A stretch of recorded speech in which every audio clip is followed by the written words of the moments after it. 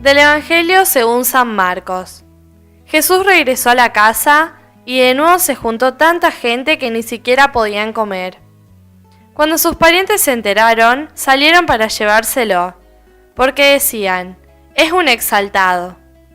Los escribas que habían venido de Jerusalén decían, está poseído por Belzebul y expulsa a los demonios por el poder del príncipe de los demonios. Jesús los llamó y por medio de comparaciones les explicó, ¿cómo Satanás va a expulsar a Satanás? Un reino donde hay luchas internas no puede subsistir, y una familia dividida tampoco puede subsistir. Por lo tanto, si Satanás se dividió, levantándose contra sí mismo, ya no puede subsistir, sino que ha llegado a su fin. Pero nadie puede entrar en la casa de un hombre fuerte y saquear sus bienes, si primero no lo ata. Solo así podrá saquear la casa. Les aseguro que todo será perdonado a los hombres, todos los pecados y cualquier blasfemia que profieran. Pero el que blasfeme contra el Espíritu Santo no tendrá perdón jamás. Es culpable de pecado para siempre. Jesús dijo esto porque ellos decían, está poseído por un espíritu impuro. Entonces llegaron su madre y sus hermanos y, quedándose afuera, lo mandaron a llamar. La multitud estaba sentada alrededor de Jesús y le dijeron, tu madre y tus hermanos te buscan ahí afuera. Él les respondió, ¿quién es mi madre y quiénes son mis hermanos? Y dirigiendo su mirada sobre los que estaban sentados alrededor de él, dijo, estos son mi madre y mis hermanos, porque el que hace la voluntad de Dios, ese es mi hermano, mi hermana y mi madre. Hola amigos y amigas. Muchas veces en la vida familiar, cuando los padres hablan de sus hijos, y resulta que uno de ellos tiene un comportamiento diverso a los demás, y entonces lo presentan diciendo, esta es la oveja negra de la familia. Muchas veces con la expresión oveja negra queremos decir que es el malo, pero en realidad no es que sea el malo. La oveja negra es simplemente la oveja diversa que no pega su color con el resto de las ovejas que normalmente son blancas. Entonces, podríamos tranquilamente decir que Jesús, desde este evangelio, ha sido la oveja negra de la familia. La oveja negra lucha por ser quien es, por ser quien de verdad desea ser. La sociedad muchas veces nos va a sugerir, mediante mecanismos muy sutiles, que seamos un ejército de personas todas iguales, que seamos robots, que hagamos tal cosa y después tal otra, y entonces nos va a sugerir que terminada la escuela secundaria tenemos que ir a la universidad y luego recibirnos y luego hacer una familia. Sin embargo, alguno piensa diverso, y este pensamiento diverso es totalmente aceptable. ¿En cuántas ocasiones encontramos que nuestros hijos desentonan respecto de los proyectos que normalmente tiene una sociedad? Muchas veces la sociedad tiene estas características conservadoras, y tantas veces esta sociedad conservadora daña la iniciativa de alguna de las personas. Por lo tanto, podríamos decir que este Jesús desentonó, por ser absolutamente inédito en su pensamiento, en su propuesta, desentonó con el resto de su familia.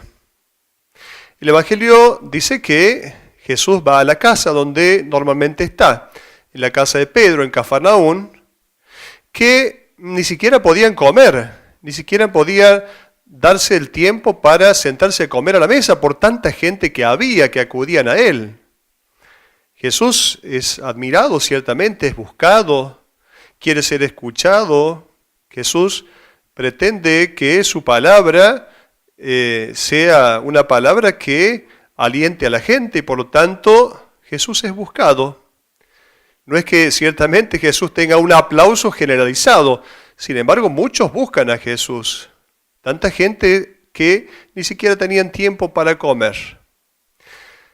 Continúa el Evangelio diciendo que los parientes, cuando se enteraron de esta vida de Jesús, de esta manera de predicar de Jesús, de todo esto que él estaba haciendo, salieron para llevárselo porque decían que estaba exaltado, estaba loco.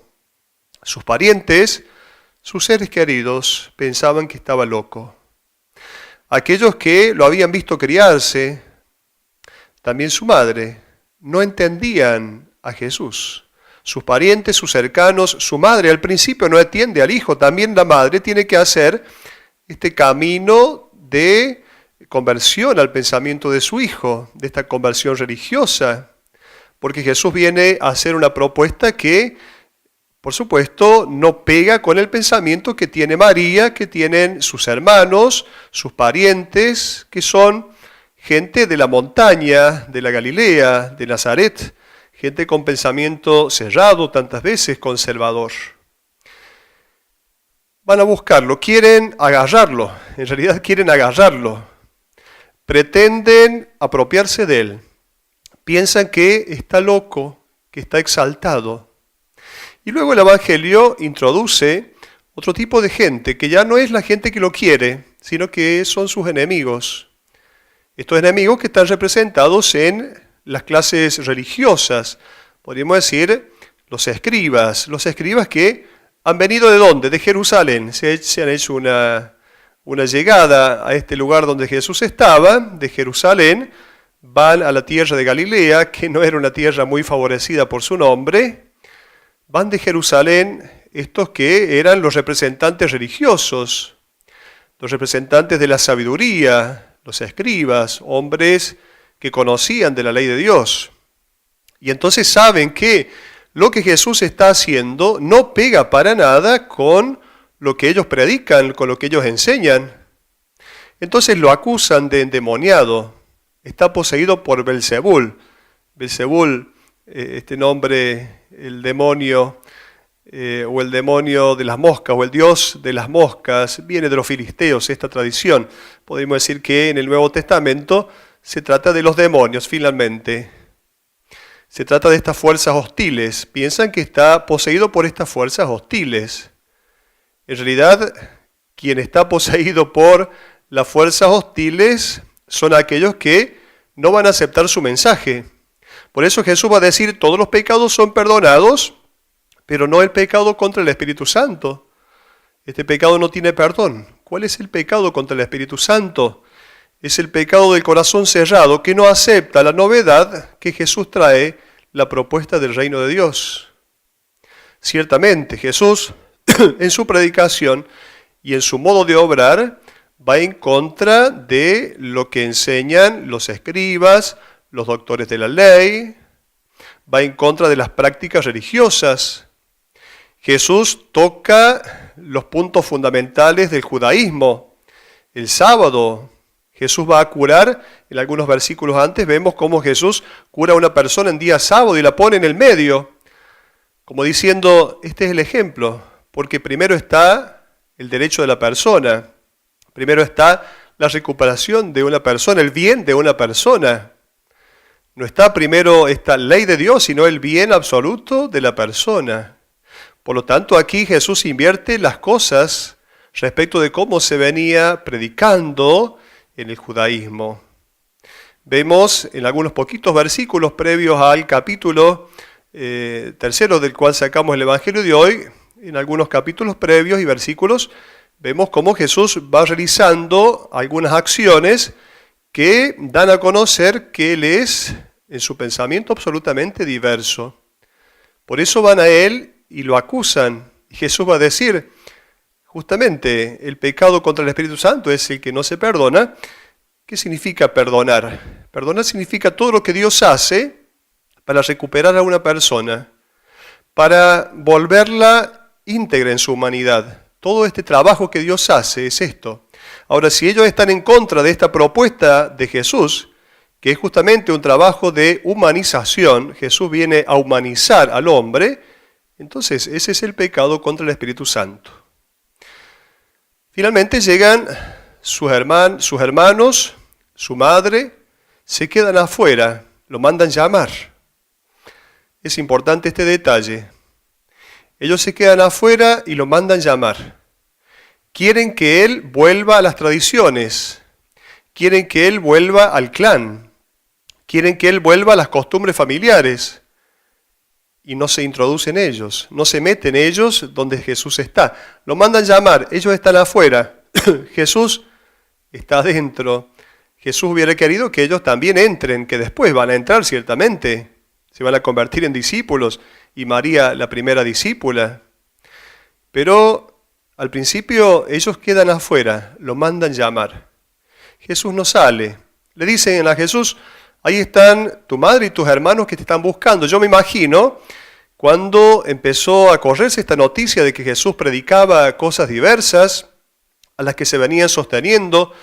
Me imagino entonces a la familia de Jesús diciéndole a la madre, por favor, vení a acompañarnos a ver si vos, que sos la madre, lo convences de que deje de hacer esas cosas, que deje de decir esas barbaridades.